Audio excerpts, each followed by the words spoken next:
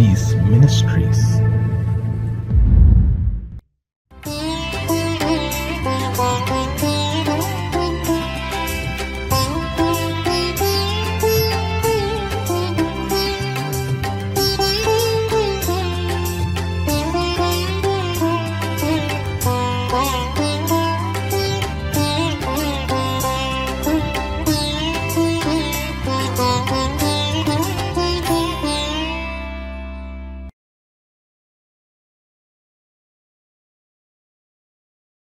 அவருடைய இரக்கங்களினாலே நம்மை முடிசூட்டி நடத்தின கிருபைகளுக்காக ஆண்டவரை ஸ்தோத்திரிக்கிறேன். அவருடைய இரக்கங்களுக்கு முடிவில்லை என்பதாக நாம் வேதத்திலே வாசிக்கிறோம். நாம் கடந்து வந்த பாதைகளிலே வந்த வேதனைகள், கண்ணீர்கள், வாழ்க்கையில் வந்த எல்லா சூழ்நிலைகளிலும் தேவனுடைய கிருபை, அவருடைய இரக்கம் நம்மை பாதுகாத்ததற்காக ஆண்டவரை ஸ்தோத்திரிக்கிறேன். இந்த நாளிலும் நம்முடைய தியானத்திற்காக மத்தேயு எழுதின சுவிசேஷம் 11ஆம் அதிகாரம் 28வது வசனத்தை நான் உங்களுக்காக வாசிக்கிறேன். வருத்தப்பட்டு பாரம் சுமக்கிறவர்களே, நீங்கள் எல்லோரும் என்னிடத்திலே வாருங்கள், நான் உங்களுக்கு இளைப்பாறுதல் தருவேன் என்பதாக இயேசு சொல்லியிருக்கிறார். இந்த வேத வசனத்தின் மூலமாக ஆண்டவர் நம்மோடு இந்த நாளிலே பேசும்படியாய் ஜெபத்தோடு எதிர்பார்ப்போடு தேவனுடைய வார்த்தையை கேட்கும்படி உங்களை கேட்டுக்கொள்கிறேன்.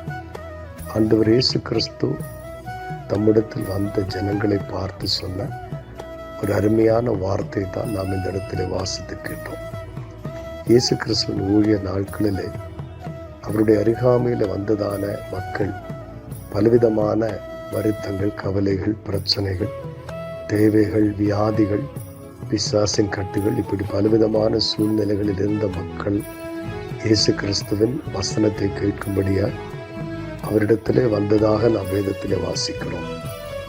அவரிடத்தில் வந்த மக்களை பார்த்து ஆண்டவர் சொன்ன ஒரு வார்த்தையை தான் இந்த இடத்திலே நாம் வாசித்தோம். முதலாவது இயேசு சொன்னார், வருத்தப்படுகிறவர்களே என்பதாக. வருத்தப்படுகிறவர்கள் என்று சொன்னால் வாழ்க்கையிலே துக்கங்களை, கவலைகளை, துயரங்களை அனுபவிக்கிறவர்கள் என்று அர்த்தம். ஏசாயா 53ஆம் அதிகாரம் 4ஆம் வசனத்தில் இயேசு வேதம் எப்படி சொல்லுகிறது?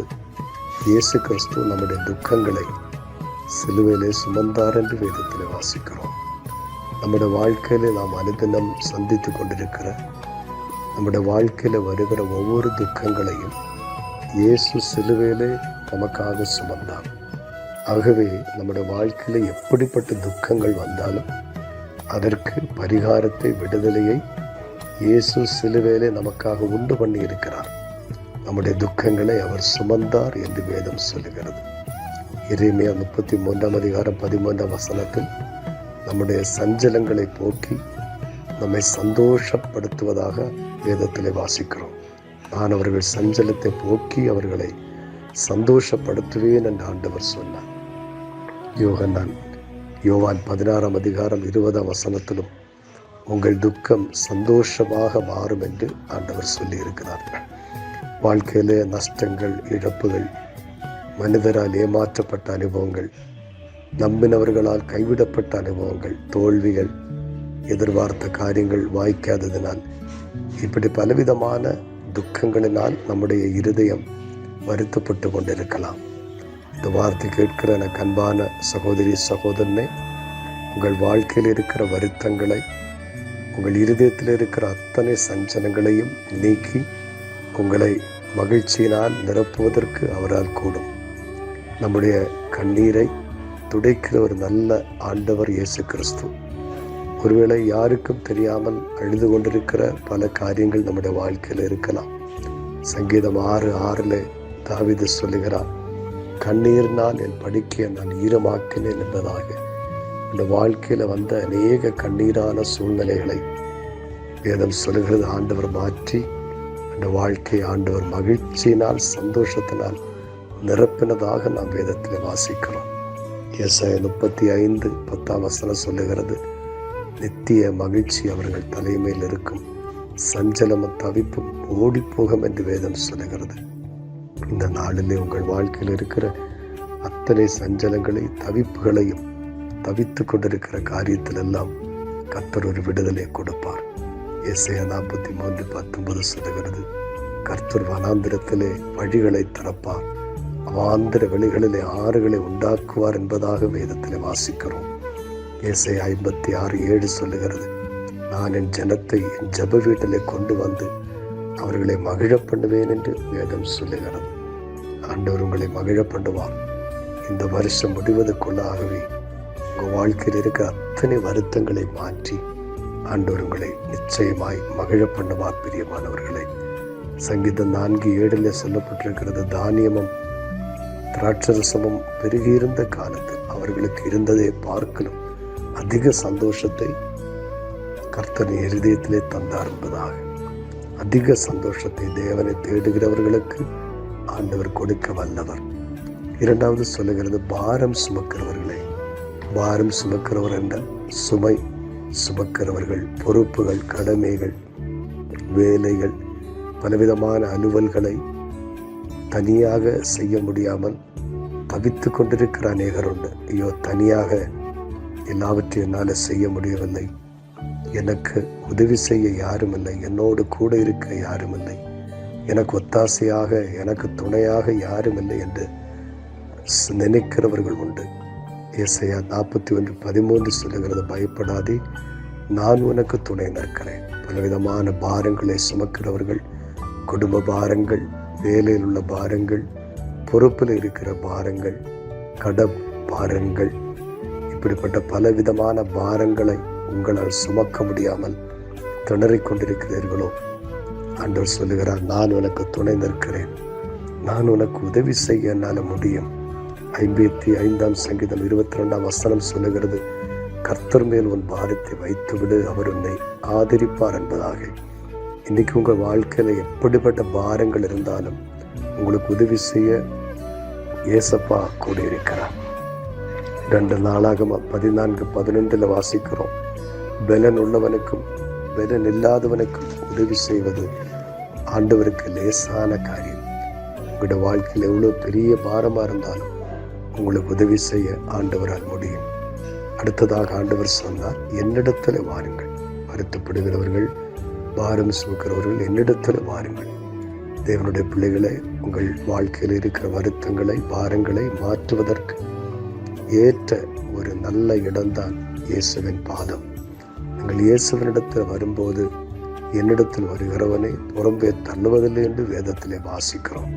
உங்களுடைய விடுதலைக்காக, உங்கள் பரிகாரத்துக்காக மனிதனை தேடியோ மந்திரவாதிகளை தேடியோ, இன்னும் உலகத்தில் நமக்கு எப்படி யார் என்ன உதவி செய்யலாம் என்று சொன்னாலும் அவர்கள் வார்த்தைகளை நம்பியோ நாம் போனால் நம்முடைய வாழ்க்கையில் விடுதலை கிடைக்காது.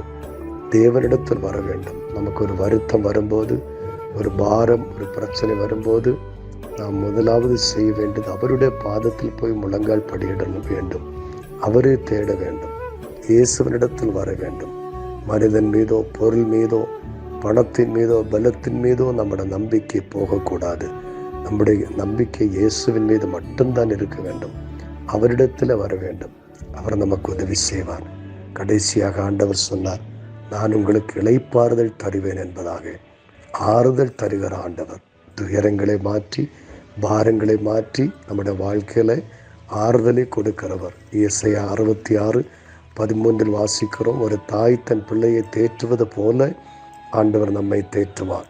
ஏசாயா 49:15 சொல்லுகிறது, ஒரு ஸ்திரீயானவள் தான் பாலகனை மறந்தாலும் நான் உன்னை மறப்பதில்லை என்று ஆண்டவர் சொல்லுகிறார்.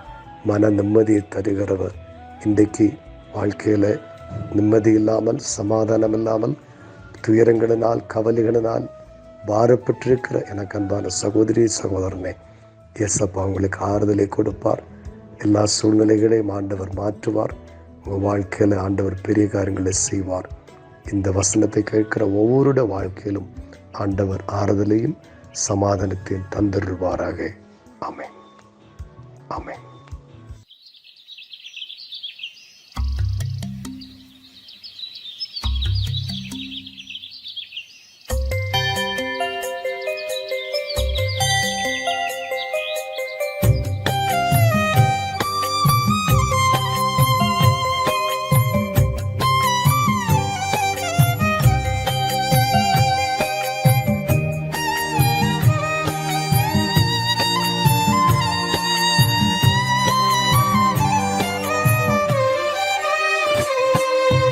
வைகரையில் உமக்காக வழி மேல் விழி வைத்து காத்திருக்கின்றேன் இறைவா.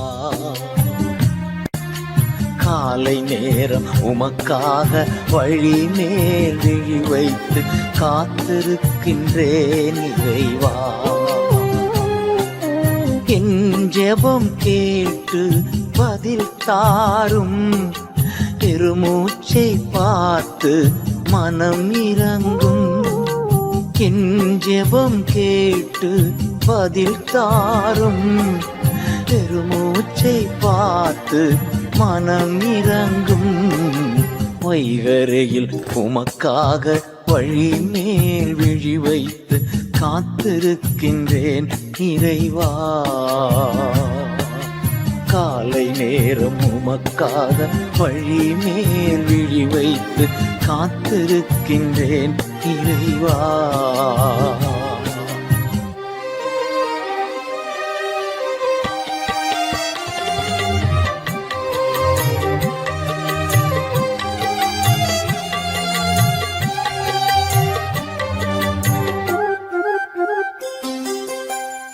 இல்லம் வந்தேன் உம் கிருபையினால், பயபக்தியோடு பணிந்து கொண்டே.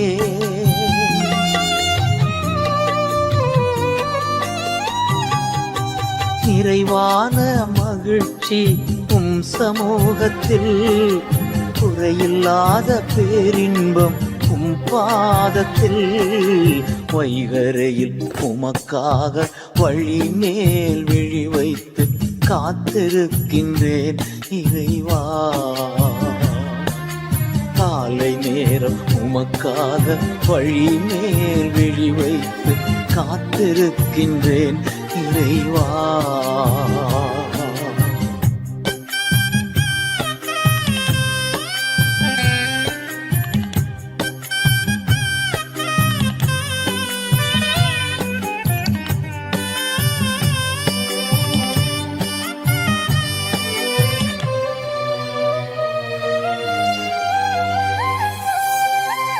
ஆட்சி செய்யும் ஆளுநர் நீர்தானையா, உம்மை அன்றி வேறு ஒரு செல்வம் இல்லையே.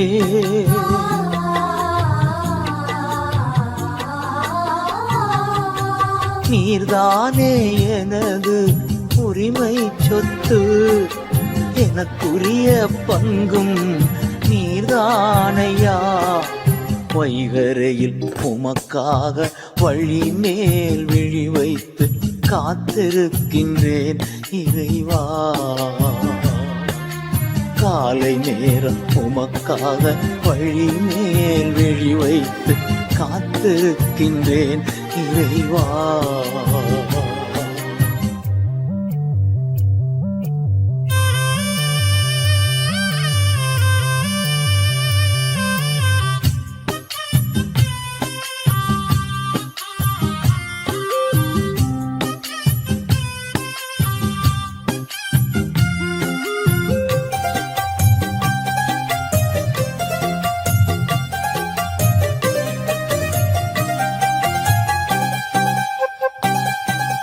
படுகுழியில் பாதாளத்தில் விடமாட்டி, அழிந்து போக அனுமதியும் தரமாட்டி.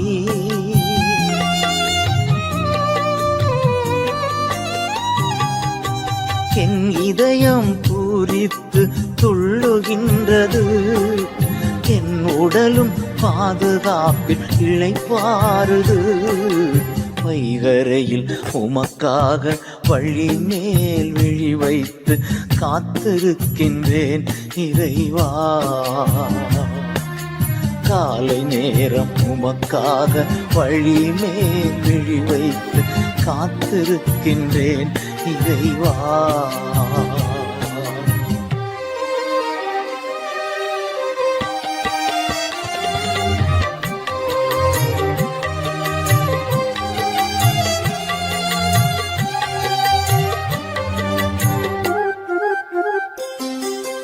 காலைதோறும் திருப்தியாக்கும் உம் கிருபையால், நாளெல்லாம் களி கூர்ந்து மகிழ்ந்திருப்பே.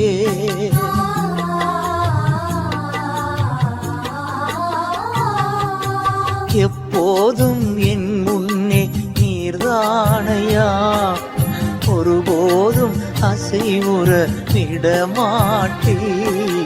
வைகரையில் உமக்காக வழி மேல் விழி வைத்து காத்திருக்கின்றேன் இறைவா. காலை நேரம் உமக்காக வழி